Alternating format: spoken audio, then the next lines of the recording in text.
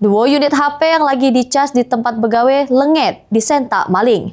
Pegawai salah sikok warung di Jalan KH Azari, Kecamatan Jaka Baring, Palembang, datangi SPKT Polrestabes Palembang bawa video rekaman CCTV, bikin laporan polisi.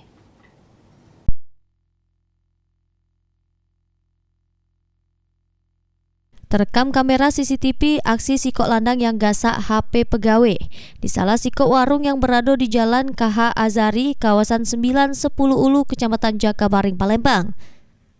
Tak terima HP-nya digasak maling.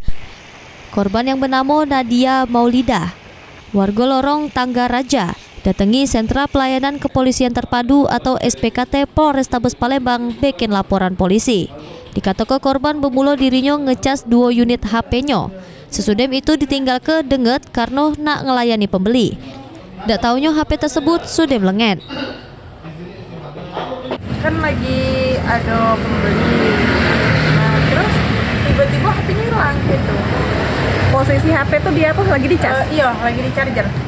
Ada 2 unit sih kok, Oppo Y17 sama iPhone XR warna kuning. Laporan sudah diterima petugas SPKT. Selanjutnya ditindaklanjuti Satreskrim Polrestabes Palembang. Heru Wahyudi, PAL TV.